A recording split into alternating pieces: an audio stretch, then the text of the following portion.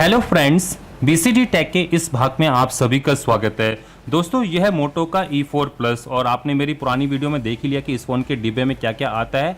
अब next question कि क्या ये फ़ोन आपका वॉइस ओवर LTE को सपोर्ट करता है कि नहीं करता है, मतलब कि आप इसके अंदर रिलायंस जियो की सिम चला सकते हो कि नहीं चला सकते हो। क्या ये फ़ोन आपका 200 या 250 GB के माइक्रो SD कार्ड को सपोर्ट करता है कि नहीं करता है। और जो साथ में चार्जर आ रखा है रेटिंग के हिसाब से वो 10 वाट का चार्जर है, तो क्या ये फ़ोन यहाँ पर फास्ट चार्जिंग या क्विक चार्जिंग को सपोर्ट करता है कि नहीं करता है। और फाइनल क्वेश्चन कि क्या ये फ़ोन OTG को सपोर्ट करता है कि नहीं करता है। तो आइए चेक करते हैं ये सारी चीज़ें। अगर आपने अभी तक BCD टेक को सब्सक्राइब नहीं किया तो अपनी YouTube ऐप पर सर्च करें BCD टेक और सब्सक्राइब करें हमारे चैनल को। और साथ ही में अगर आप इस घंटे को बजाओगे तो हमारी वीडियो अपलोड होती सबसे पहले देख पाओगे। तो सबसे पहले मैं चेक करने जा रहा हूँ कि ये फ़ोन आपका 200 GB के माइक्रो SD कार्ड को सपोर्ट करता है नहीं करता है। तो इसके लिए मुझे इसका जो पीछे वाला ढक्कन है उसको निकालना होगा। और आपको बता देता हूँ, ढक्कन निकल सकता है पर बैटरी को आप यहाँ पर बदल नहीं सकते हो। तो फिलहाल आप यहाँ पर देखोगे तो यहाँ पर है SIM2 ट्रे और यहाँ पर है SIM1 और साथ में माइक्रो SD कार्ड। तो SIM1 जाएगी नीचे की साइड को, तो यहाँ पर SIM1 में मैं डाल देता हूँ जियो की सिम और उसके ऊपर डाल देता हूँ ये 200 GB का SD कार्ड। तो फिलहाल अब इस तरीके से यहाँ पर मैं दोनों चीज़ों को एक साथ चेक कर पाऊँगा। और साथ में यहाँ पर डाल देते हैं एयरटेल की हमारी सिम। तो मैंने 2 सिम और SD कार्ड को डाल दिया है और इस फ़ोन की खासियत है कि यहाँ पर आप 2 सिम और SD कार्ड को साइमल्टेनियसली चला सकते हो। तो आइए पीछे वाले ढक्कन को लगा देते हैं। तो अब देखते हैं दोस्तों कि क्या ये फ़ोन यहाँ पर वॉइस ओवर LTE को सपोर्ट करता है कि नहीं करता है। तो इसको चेक करने के लिए मैं यहाँ पर कॉल करने जा रहा हूँ और वो करूँगा मैं जियो की सिम से। तो यहाँ पर मैं कस्टमर केयर का नंबर डायल कर चुका हूँ, आप देख लीजिए जो कनेक्शन है वो कंप्लीट हो चुका है।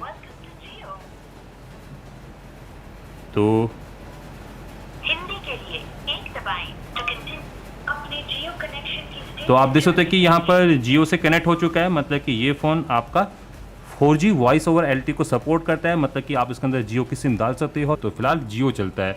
अब नेक्स्ट क्वेश्चन कि क्या ये फ़ोन आपका 200 या 250 GB के माइक्रो SD कार्ड को सपोर्ट करता है कि नहीं करता है। तो आप यहाँ पर देख लीजिए SanDisk का 183 GB का SD कार्ड यहाँ पर डिटेक्ट हुआ है और यहाँ पर जो कैपेसिटी दिखा रहा हुआ है 162 GB। इसको खोलता हूँ तो आप यहाँ पर कंटेंट देख सकते हो और फिलहाल देख सकते हो कि यहाँ पर काफ़ी सारे कंटेंट्स हैं जो मैंने क्रिएट किए थे। ये काफ़ी पुराने कंटेंट है, आप देख लीजिए जो कंटेंट है वो आपका आराम से प्ले हो रहा है और कोई भी लैग नहीं हो रहा है, मतलब कि जो SD कार्ड है वो आराम से चल जा रहा है। और ऐसे भी दोस्तों मैं किसी और फाइल को ओपन कर लेता हूँ। तो ये देख लीजिए ये फाइल है Lenovo K4 Note की, तो ये भी आपका चल रहा है। तो यहाँ पर दोस्तों ये फ़ोन आपका 200 या 250 GB के माइक्रो SD कार्ड को भी सपोर्ट करता है। अब दोस्तों नेक्स्ट क्वेश्चन कि क्या ये फ़ोन आपका क्विक चार्जिंग या किसी भी टाइप की फास्ट चार्जिंग को सपोर्ट करेगा कि नहीं करेगा। तो यहाँ पर अगर साथ में आया अडेप्टर को देखते हैं तो वो अडेप्टर आपका 5.2 वोल्ट और 2 एम्पियर के लिए रेटेड है। तो आइए इसको कनेक्ट कर देते हैं। तो आप देख लीजिए कि यहाँ पर जो वोल्टेज है वो है 5.15 वोल्ट और 1.5 एम्पियर के करीबन ये करंट कंज्यूम कर रहा है। मतलब कि ये आपका फास्ट चार्जिंग को तो नहीं, बट जो एम्पियर रेटिंग दे रखी है चार्जर की उसके साथ चार्ज हो रहा है। और एग्जैक्टली अगर वाटेज की बात करें तो ये अभी 10 वाट से, मतलब कि अगर आप इन दोनों को मल्टीप्लाई करोगे तो ये 10 वाट से अभी कम कंज्यूम कर रहा है। अगर आप कैलकुलेट करोगे तो 5000 mAh की बैटरी है। अगर मैं इसको मल्टीप्लाई कर देता हूँ 3.7 से तो ये हो जाएगा आपका मिली वाट आवर में। तो इसको हम डिवाइड कर देते हैं 1000 से, तो ये हो जाएगा आपका 18.5 वाट आवर। मतलब कि अगर मैं इसको 10 वाट के चार्जर से चार्ज करता हूँ तो करीबन आपको लगेंगे 1.85, मतलब 2 घंटे ऑन पेपर। बट एग्जैक्टली आप सभी को मालूम है कि जो लिथियम आयन बैटरी होती है वो आपकी इस टाइप से चार्ज नहीं होती है, वो पहले आपकी कांस्टेंट करंट फिर कांस्टेंट वोल्टेज पर चार्ज होती है। मतलब कि करीबन इसके दुगने घंटे जो यहाँ पर कैलकुलेशन होती है उसके दुगने घंटे लग जाते हैं। तो यहाँ पर मैं इसको 2 से मल्टीप्लाई कर देता हूँ तो करीबन ये फ़ोन आपका 3.5 घंटे से लेकर 4 घंटे के बीच में कहीं पर भी चार्ज हो सकता है। तो ये आपका नॉमिनल चार्जर से फास्टली चार्ज हो रहा है। बट एग्जैक्टली अगर मैं इसको किसी भी क्वालकॉम क्विक चार्जिंग वाले चार्जर से चार्ज करने की कोशिश करूँ तो फिलहाल देखते हैं कि क्या ये फ़ोन उससे भी फास्ट चार्ज हो सकता है। तो यहाँ पर दोस्तों मैंने क्वालकॉम क्विक चार्जिंग 2.0 को कनेक्ट कर दिया है अपने इस अडेप्टर के साथ और मैं आपको दिखा देता हूँ ये 2.0 है। तो यहाँ पर मैं अपने इस पावर बैंक को चार्ज कर रहा हूँ। तो आप देख लीजिए जो करंट है और जो वोल्टेज है वो आपकी शिफ्ट हो गई है 12 वोल्ट पर। अब ये चार्ज हो रहा है, मतलब कि जो एडेप्टर से आउटपुट आ रही है वो आपकी क्विक चार्जिंग 2.0 वाली आउटपुट है। तो आइए आप अपने इस फ़ोन को चार्ज करते हैं। यहाँ पर अभी थोड़ी देर वेट करते हैं, फिर देखते हैं कि एग्जैक्टली ये कितनी रहती है। तो अभी भी देख लीजिए दोस्तों आपकी जो वोल्टेज है वो 5 वोल्ट ही है। और यहाँ पर जो वोल्टेज और करंट की वैल्यू है वो इस चार्जर से भी कम है, मतलब कि अगर आप इस चार्जर से या इस चार्जिंग टेक्निक से इस फ़ोन को चार्ज करने की कोशिश करते हो तो ऐसे केस में ये फ़ोन आपका इस चार्जर के मुकाबले में स्लो चार्ज होगा। तो यहाँ पर जो चार्जर दिया गया है वो आपके जो नॉमिनल चार्जर मार्केट में अवेलेबल हैं उसके मुकाबले में फास्ट चार्ज करेगा। अगर आप यहाँ पर क्वालकॉम क्विक चार्जिंग 2.0 या 3.0 या फिर टर्बो या कोई भी चार्जिंग टेक्निक का इस्तेमाल करते हो तो ऐसे केस में वो चार्जिंग टेक्निक आपकी इस दिए हुए एडेप्टर की चार्जिंग टेक्निक से दोस्तों स्लो ही रहेगी।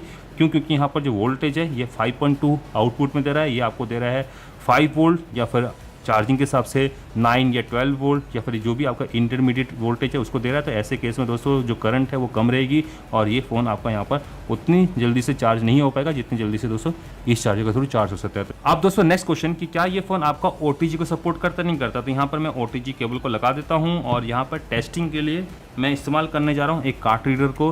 तो यहाँ पर मैंने कार्ड रीडर को डाल दिया है और आप देख सकते हैं कि कुछ तो डिटेक्ट हुआ है। तो यहाँ पर हम देख सकते हैं कि सैनडिस्क की कोई SD कार्ड है वो डिटेक्ट हुआ है। तो देख लेते हैं इसके कंटेंट। तो यहाँ पर आप देख सकते हैं कि ये फ़ोन OTG को सपोर्ट करता है और इस OTG के थ्रू आप अपनी फ्लैश ड्राइव को, पेन ड्राइव को, माउस को इसके साथ कनेक्ट कर सकते हो। और मैं आपको दिखा देता हूँ, मेरे पास एक माउस है तो मैं इस माउस को इसके साथ कनेक्ट करने जा रहा हूँ। आप देख लीजिए माउस भी आपका यहाँ पर कनेक्ट हो गया। तो फिलहाल ये आपका यहाँ पर OTG को सपोर्ट करता है। अब नेक्स्ट क्वेश्चन, अगर ये OTG को सपोर्ट करता है तो क्या ये आपका यहाँ पर एक NTFS फॉर्मेटेड हार्ड डिस्क को बूट कर पाएगा कि नहीं कर पाएगा। तो आइए देखते हैं ये भी। तो यहाँ पर मैं NTFS हार्ड डिस्क को कनेक्ट करने जा रहा हूँ। तो यहाँ पर मैं लगाने जा रहा हूँ इस हार्ड डिस्क को।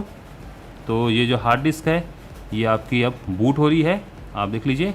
और यहाँ पर दोस्तों ये जो हार्ड डिस्क है ये फैट फॉर्मेटेड नहीं है, मैंने आपको अपनी पुरानी वीडियोस में बताया ये 2 टेराबाइट की हार्ड डिस्क है और ये आपकी NTFS फॉर्मेटेड है। तो यहाँ पर आप देख सकते हो कि ये जो डिवाइस है ये सपोर्टेड नहीं दिखा रहा है और ये कारण दोस्तों कुछ यहाँ पर एरर हो सकती। तो दोस्तों यहाँ पर आप देख सकते हो कि मैंने हार्ड डिस्क को कनेक्ट कर दिया है इस USB पावर मीटर के थ्रू और यहाँ पर आप देख सकते हो कि जो वोल्टेज है वो फ्लक्चुएट कर रही है, आप देख सकते हो काफ़ी ज़्यादा फ्लक्चुएट कर रही है। और इसका मतलब कि जो फ़ोन है वो हार्ड डिस्क को बूट करने की कोशिश कर रहा है बट इसके आउटपुट टर्मिनल है उससे इतनी पावर नहीं जा रही कि वो इस हार्ड डिस्क को बूट कर पाए। तो फिलहाल ये आपका फ़ोन सपोर्ट करता है OTG को, बट यहाँ पर एक नॉर्मल 2.5 इंच की एक पोर्टेबल हार्ड डिस्क को ये बूट नहीं कर पाएगा क्योंकि यहाँ पर जो पावर है वो काफ़ी कम है। तो ऐसे केस में इसको स्टेबल रख पाना ये काफ़ी मुश्किल है। तो यहाँ पर दोस्तों ये फ़ोन आपका सपोर्ट करता है बट यहाँ पर पावर उतनी नहीं जा रही कि मैं इसको चला पाऊँ। तो फिलहाल आप सभी ने यहाँ पर देख लिया कि Moto E4 Plus आपका 200 GB या 250 GB के माइक्रो SD कार्ड को सपोर्ट करता है, वॉइस ओवर LTE को भी सपोर्ट करता है,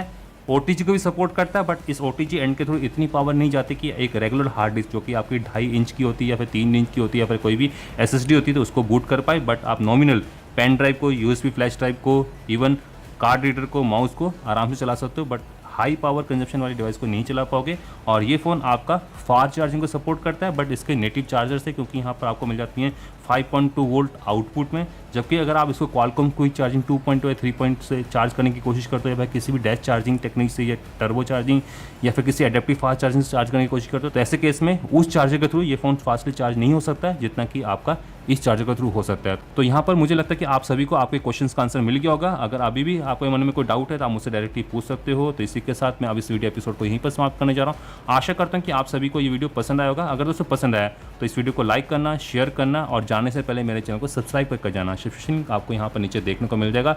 नमस्कार, जय हिंद, जय भारत, वंदे मातरम।